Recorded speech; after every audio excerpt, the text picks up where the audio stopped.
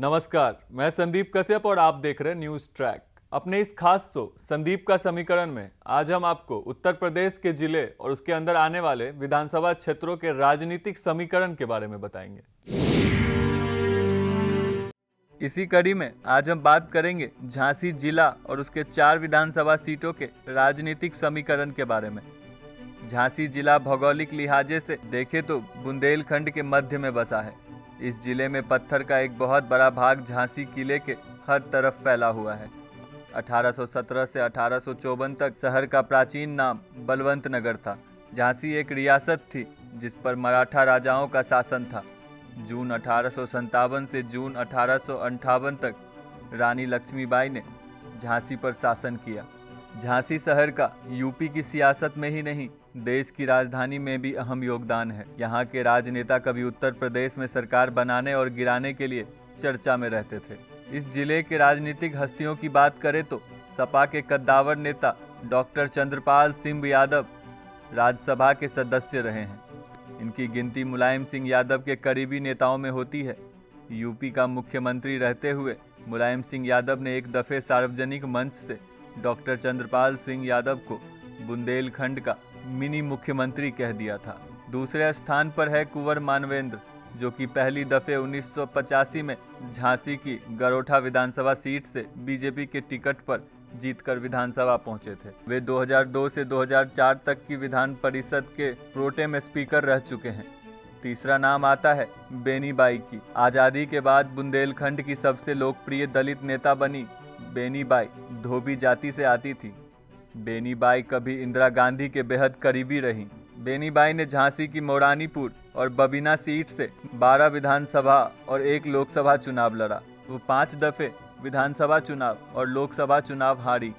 UP सरकार में मंत्री रही बेनी बाई के कद का अंदाजा इसी बात से लगाया जा सकता है कि वो चाहे राज्य मंत्री रही हो या कैबिनेट मंत्री, उनका कार्यालय मुख्यमंत्री के कार्यालय वाली बिल्डिंग में ही रहता था। उसके बाद बुंदेलखंड की राजनीति में राजा समथर यानी राजा रंजीत सिंह जुदेव का बड़ा नाम रहा है। कभी प्रदेश सरकार में गृह मंत्री रहे राजा रंजीत सिंह के कद का अंदाजा इस बात से लगाया जा सकता है कि एक दौर में इंदिरा गांधी और राजीव गांधी से उनका सीधा संपर्क हुआ करता था। सबसे कम उम्र में विधायक बनने का रिकॉर्ड रंजीत सिंह के नाम ही गया है। गरोठा विधानसभा सीट से रंजीत सिंह के ही नाम का सिक्का चलता था। इस जिले में कुल 4 विधानसभा सीटें हैं। 2012 के विधानसभा चुनाव में झांसी में एसपी ने 2 सीटें जीती थी, जबकि बीजेपी और बीएसपी ने 1-1 सीट जीती थी। आपको बता दें कि 2017 विधानसभा चुनाव में बीजेपी ने झांसी की 4 सीटों पर जीत हासिल की थी। इसी कड़ी में बात करते हैं गरोठा विधानसभा सीट के बारे में। गरोठा विधानसभा सीट पर चुनावी समर हमेशा से ही दिलचस्प होता रहा है। जिले के कई दिग्गज नेताओं के लिए यह सीट प्रयोग स्थली भी बनती रही है। कृषि क्षेत्र की बाहुलता वाली इस सीट पर 2017 में बीजेपी के जवाहरलाल राजपूत ने जीत दर्ज की थी। 2012 के विधानसभा चुनाव में एसपी के दीप नारायण सिंह ने बीएसपी के देवेश कुमार पालीवाल को 15,798 वोटों से हराया था। 2017 के इस चुनाव में बीएसपी के जवाहरलाल राजपूत ने गरोठा विधानसभा सीट से चुनाव जीता था। उन्होंने एसपी के दीप नारायण सिंह को 15,831 वोटों से हराया था।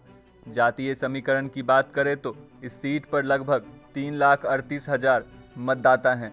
दलित 70,000, यादव 45,000, ठाकुर 40,000, ब्राह्मण 40,000, पटेल 30,000, कुशवाहा 25,000, मुस्लिम 15,000, वैश्य 15,000। गरोठा विधानसभा क्षेत्र में कुल मतदाताओं की संख्या 3,45,083 है।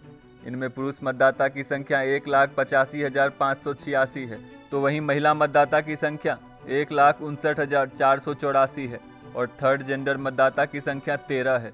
जनता के चुनावी मुद्दे की बात करें तो क्षेत्र में सिंचाई के पर्याप्त साधन नहीं है, जिसकी वजह से किसानों को काफ़ी परेशानी का सामना करना पड़ता है। इस समस्या के कारण पिछले काफ़ी समय से किसानों द्वारा आत्महत्या करने की खबर आती रही है। 2022 विधानसभा चुनाव में जवाहर राजपूत बीजेपी से और दीप नारायण सिंह सपा से मैदान में हैं। अब बात करते हैं मौरानीपुर विधानसभा सीट के बारे में। यहाँ मुख्य व्यवसाय वस्त्र उत्पाद का है। प्राचीन समय में मधुपुरी नाम से मौरानीपुर को जाना जाता था। मौरानीपुर विधानसभा सीट दल बदलू का एक प्रमुख केंद्र रही है। इस सीट पर दल बदलू करने वाले नेताओं की लोकप्रियता भी बखूबी बरकरार है। विधानसभा सीट पर भाजपा के प्रागी लाल अहिरवार 3 बार चुनाव जीतकर हैट्रिक लगा चुके हैं। वहीं इस सीट पर 2012 में समाजवादी पार्टी की डॉक्टर रश्मि आर्या ने जीत दर्ज की थी। 2007 में बसपा के भगवती प्रसाद सागर ने जीत दर्ज की थी। 2002 के चुनाव में इस सीट से भाजपा के प्रागी लाल अहिरवार ने जीत दर्ज की थी। 2017 में भाजपा से बिहारी आर्या ने समाजवादी पार्टी की डॉक्टर रश्मि आर्या को 16,971 वोटों के अंतर से हराया। इस चुनाव में भाजपा प्रत्याशी को 98,905 मत मिले, जबकि समाजवादी पार्टी की डॉक्टर रश्मि आर्या को 81,934 मत मिले। बसपा के प्राचीलाल अहिरवार ने तीसरे स्थान पर जगह बनाई। इस सीट पर कुल मतदाता की संख्या 2,32,942 है, तो वहीं पुरुष मतदाता की संख्या 1,28,572 है, जिसमें महिला मतदाता की संख्या 1,04,350 है। जातीय समीकरण की बात करें तो दलित 1,40,000, यादव 80,000, ब्राह्मण 40,000, वैश्य 40,000, मुस्लिम 30,000, कुशवाहा 25,000, अन्य 50,000 हैं। जनता के चुनावी मुद्दे की बात करें तो रानीपुर के पावर लूम बंद हो चुके हैं। पानी के कमी होने के साथ साथ इस विधानसभा को जिला बनाने की मांग बहुत दिनों से हो रही है। 2022 विधानसभा चुनाव में रश्मि आर्या अपना दल से और तिलक चंद्र अहिरवार सपा से मैदान में हैं। अब बात करते हैं बबीना विधानसभा सीट के बारे में। बबीना शहर सेना की छावनी के लिए प्रसिद्ध है। बबीना उत्तर प्रदेश की ऐसी विधानसभा सीट है जो इमरजेंसी के समय काफी चर्चा में रही थी। दरअसल ये वही शहर है जहां कांग्रेस को फंड की जरूरत पड़ने पर बबीना की जनता ने पूर्व पीएम इंदिरा गांधी को सोने चांदी से तौल दिया था।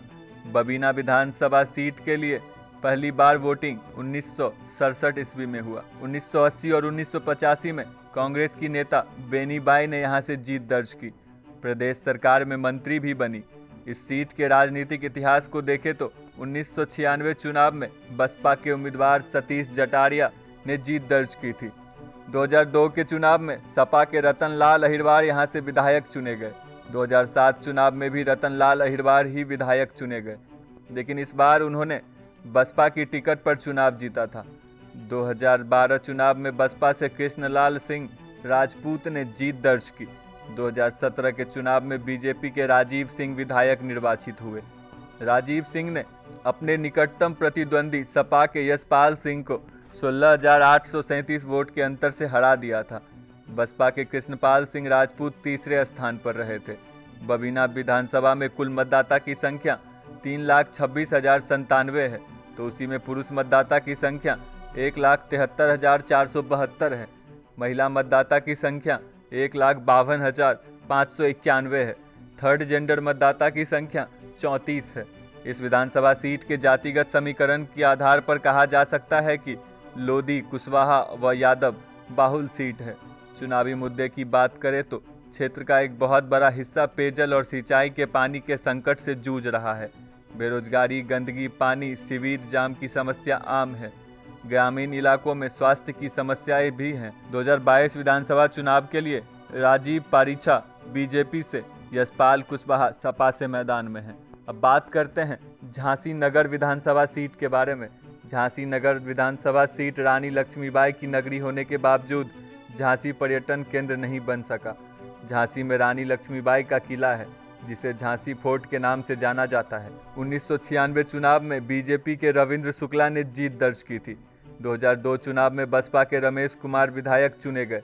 2007 चुनाव में कांग्रेस से प्रदीप जैन आदित्य ने जीत हासिल की थी। 2012 के चुनाव में भी बीजेपी के रवि शर्मा जीते थे। उन्होंने बीएसपी के सीताराम कुशवाहा को 8,080 वोटों से हराया था। 2017 के इस चुनाव में बीजेपी के रवि शर्मा ने बीएसपी के सीताराम कुशवाहा को 55,778 वोटों के अंतर से हराया था। इस विधानसभा में कुल मतदाता की संख्या 4,16,913 है, जिसमें पुरुष मतदाता की संख्या 2,23,285 है, तो वहीं महिला मतदाता की संख्या 1,93,597 है और थर्ड जेंडर मतदाता की संख्या 31 है। जातीय समीकरण की बात करें तो ब्राह्मण 1,10,000, अहिवार 70,000, कोरी 60,000, कुशवाहा 60,000, मुस्लिम 50,000, साहू 45,000, यादव 20,000, धोबी 16,000। चुनावी मुद्दे की बात करें तो झांसी शहर में गुमनाबाड़ा, बड़ा गांव गेट बाहर और शिवाजी नगर समेत अन्य इलाकों में पेयजल की समस्या रहती है। इस दौरान अगर पेयजल आता भी है तो वह शुद्ध नहीं रहता। 2022 विधानसभा चुनाव के लिए रवि वर्मा बीजेपी से और सीताराम कुशवाहा सपा से मैदान में हैं। इसी तरह की स्पेशल रिपोर्ट के लिए जुड़े रहिए न्यूज़ ट्रैक के साथ। वीडियो अच्छा लगे तो लाइक और सब्सक्राइब जरूर करें। तब तक के लिए नमस्कार।